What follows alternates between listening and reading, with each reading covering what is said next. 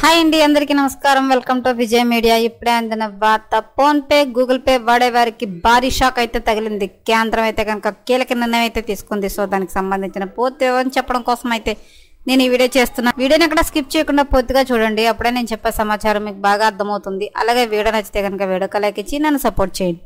కొత్తగా ఎవరైనా ఛానల్ చూస్తున్నట్లయితే కనుక తప్పకుండా సబ్స్క్రైబ్ చేసుకోండి. అప్పుడే నేను పెట్టే మరిన్ని లేటెస్ట్ అప్డేట్లన్నీ నోటిఫికేషన్కి అయితే వస్తాయి. అలాగే వీడియోని లైక్ చేయడం వల్ల వీడియోని కొంతమందికి రీచ్ అయ్యి ఇన్ఫర్మేషన్ మరికొంతమందికి అయితే రీచ్ అవుతుంది. సో లేట్ చేయకుండా వివరాలు ఏంటో చూద్దాం. ప్రస్తుతం ఉన్న రోజులలో 99% అందరూ కూడా ఫోన్పే, గూగుల్ పే, పేటిఎం నుంచి డబ్బులను ట్రాన్సాక్షన్ చేస్తూ ఉన్నారు. చిన్నపాటి నుంచి పెద్దపాటి వరకు కూడా ఎక్కువగా యూపీఐ పేమెంట్స్ ద్వారానే చేస్తూ ఉన్నాము. అయితే అలాంటి వారికి కేంద్రం త్వరలోనే ఒక షాకింగ్ న్యూస్ చెప్పబోతుందనే విధంగా పలు వార్తలు వినిపిస్తున్నాయి. ఇక మీదట ఆన్లైన్ చెల్లింపులు చేసే వారికి జేబులకు చిల్ పడేలా చేస్తున్నారు. ప్రస్తుతం టెక్నాలజీ అనుగుణంగా అడుగులు వేస్తూ ఉన్న సమయంలో యూపీఐ పేమెంట్స్ చేసేవారికి దిమ్మ తిరిగేలా కేంద్ర ప్రభుత్వం చేయబోతోందట. త్వరలోనే ఇండియాలో 2000 రూపాయలకు పైగా ట్రాన్సాక్షన్స్ చేస్తే 18% చొప్పున జిఎస్టీ నియమాలు వసూలు చేయాలని కేంద్ర ప్రభుత్వం ఆలోచిస్తున్నట్లు వార్తలు వినిపిస్తున్నాయి.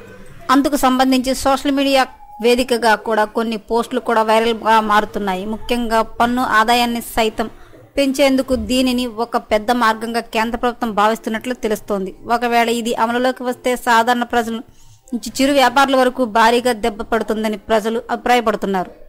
ప్రస్తుతం ఉన్న పరిస్థితుల్లో ప్రతి ఒక్కరూ కూడా క్యూఆర్ కోడ్ని పెట్టుకుని మరీ తిరుగుతూ ఉన్నారు.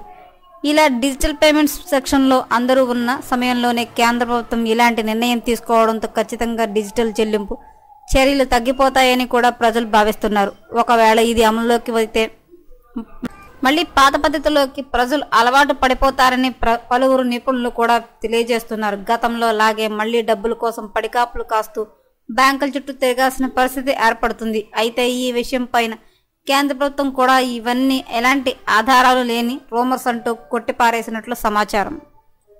ఎప్పటికప్పుడు మరిన్ని లేటెస్ట్ అప్డేట్ల కోసం మన ఛానల్ తప్పకుండా సబ్స్క్రైబ్ చేసుకోండి. Thanks for watching.